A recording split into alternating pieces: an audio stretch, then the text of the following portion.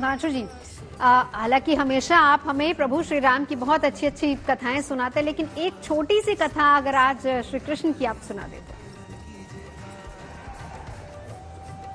सभी लोग बहुत अच्छा चर्चा कर रहे हैं। भगवान श्री कृष्ण भाववश भगवान अपने भक्तों के अधीन होते हैं। सूरदास जी ने लिखा है उनके लिए कि शेष महेश सुरेश दिनेश गणेशो जाहि निरंतर ध्यावे, नारद से सुख शेष रचे पचिहारी तव पुल पार न पावे, ताई अहीर किसको हरिया छठिया भर छाछ पे नाच नचावे। जिस परमात्मा की संज्ञा ही होती थी अड़ोरणीयान महतो महीयान, वह बड़े हैं तो रोम रोम प्रतिला गई कोट कोट ब्रह्मांड, और छोटे हैं तो इतने हैं कि तृणा तपिन सुनी चेने, एक तिनके से भी वह छोटे हो जाते हैं। मुझको सबसे ज्यादा प्रभावित करता है तो भगवान की वह लीला हमेशा हमारे चित्त को आकर्षित करती है कि भगवान इतने बड़े होकर के भी भगवान को सब चोर कहते हैं, और सब लोग जानते हैं अभी कृष्णाय वासुदेवाय हरे परमात्मने प्रणत क्लेश नाशाय गोविंदाय नमो नमः की चर्चा अभी आचार्य जी कर रहे थे। पर एक भगवान की जो स्तुति करते हैं वो चोर के रूप में भी करते हैं। उनके लिए एक स्तुति आती है, ब्रजे प्रसिद्धम नौन चौरम गोपांगना नाम दुकुल चौरम, अनेक जन्मार्जित पाप चौरम चौराग्रणीयम पुरुषम नमामि। उनको चोरों का अग्रणी मान करके उनको प्रणाम करते हैं। वस्तुतः भगवान श्री कृष्ण उतनी चोरी नहीं करते जितनी उनकी चर्चा होती है। मुझको सबसे अच्छी बात यह लगती है कि गोपियों को जब लगता है कि अपने घर में भगवान को बुलाना है, सब करती क्या है, कोई न कोई बहाना ढूंढती हैं।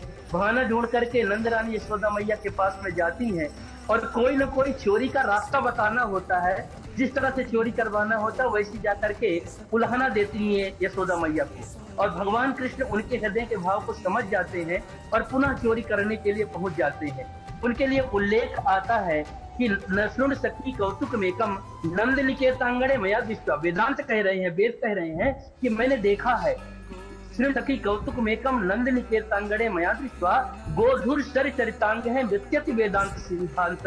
जो वेद का सिद्धांत है, वेद जिस परमात्मा के लिए नेति नेति ना इतनी ना इतनी बड़ी बड़ी कई कई अध्यायों में चैप्टरों में वर्णन करते हैं, फिर पूछते हैं जो श्रोता होते हैं कि इतना ही है, तो कहते हैं ना इतनी अभी बहुत सारा है, हम नहीं पूरा कर सकते। वह परमात्मा ताही अहीर के छो हरिया छछिया भर छाछ पे नाच नचावे। गौशाला में गए और गोपी को कहते हैं थोड़ा समझ को दूध दे दो, माखन दे दो।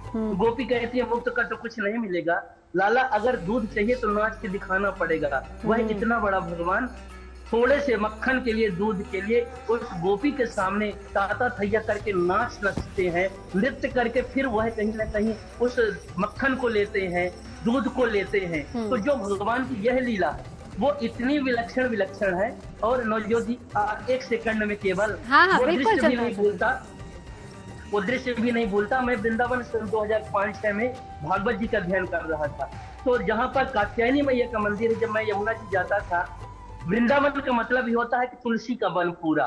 तो जब भी निकल के आता था तो एक सयानी गोपी है जो यह चाहती थी भगवान से कि कभी भगवान हमको मिले। भगवान उसके हृदय की बात को समझ लेते हैं, और समझ करके आज रास्ते में मिल गए। वो मटकी में जल लेकर के चल के आ रही थी, कन्हैया को जैसे सामने से देखती है वह तो बावरी हो जाती है। बावरी होकर के उसकी चित्तवृत्ति काम करना बंद कर देता, अपलक दृष्टि से भगवान को देखने लगती है कन्हैया को। कन्हैया भी बगल से निकलते हैं, और निकलते हुए नटखट तो वही है, उस गोपी के आंचल को पकड़ लेते हैं। जैसे आंचल को पकड़ करके खींचा, वैसे उस गोपी ने देख करके अंदर से तो इतनी प्रसन्नता हुई, बावरी हो गई थी, पर ऊपर से उसने गुस्सा का दिखावा करके जोर से कहा, मुन चांचलम चंचल पसलो के, हे चंचल मेरे आंचल को छोड़ दो। इस तरह दिन दहाड़े आप इस तरह सबके सामने अगर मेरे आंचल को पकड़ोगे तो बालों से ना लो कैसे कलंकम, लोक में मुझ पर कलंक लग जाएगा कि इस तरह से इसका चरित्र ठीक नहीं है, इसका रहन सहन ठीक नहीं है, इस तरह पकड़ना ठीक नहीं है। तो जैसे जोर से डांटा वैसे कन्हैया ने उसके आंचल को छोड़ दिया।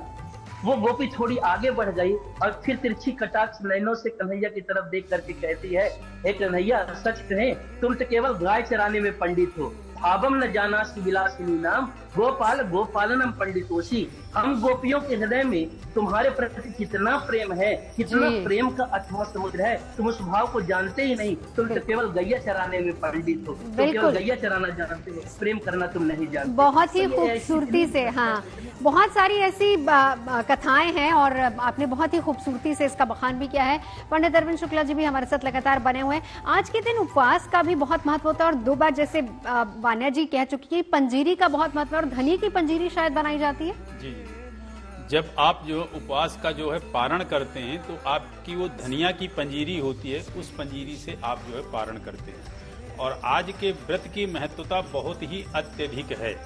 आप साल में जो एकादशी व्रत रहते हैं तो व्रतों में एकादशी तो भगवान श्री कृष्ण ने गीता में भी कहा है कि व्रतों में मैं व्रत एकादशी हूँ, लेकिन आज के दिन, जन्म के दिन उनके जो है जो व्यक्ति व्रत रहता है वो 1000 एकादशी के बराबर महत्वपूर्ण है।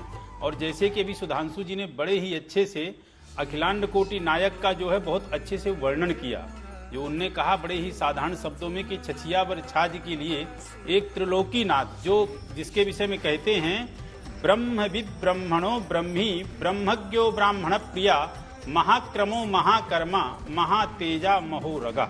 वह परब्रह्म परमात्मा को इतने अच्छे से जो है आप समझ लें कि जब आप उस परब्रह्म परमात्मा को भजेंगे, ध्याएंगे, उसका स्मरण करेंगे तो आपको चहुमुखी धर्मार्थ काम मोक्षं च विन्दति, धर्म अर्थ काम और मोक्ष, इन चतुर्विध की प्राप्ति होगी। और उनके विषय में कहते हैं क्या कि स्वस्तिदा स्वस्तिकृत स्वस्ति स्वस्ति भुक स्वस्ति दक्षिणा।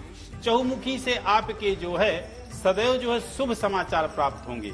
और जो व्यक्ति उनको भजता है, श्री की प्राप्ति कैसी होती है उनके विषय में कहा गया है श्रीदः श्रीसा श्रीनिवासा श्रीनिधि श्री विभावनः श्रीधरः श्रीकराश्रेया श्रीमान लोकत्रयाश्रया। अर्थात वह व्यक्ति अपने जीवन में कभी भी दरिद्र नहीं हो सकता।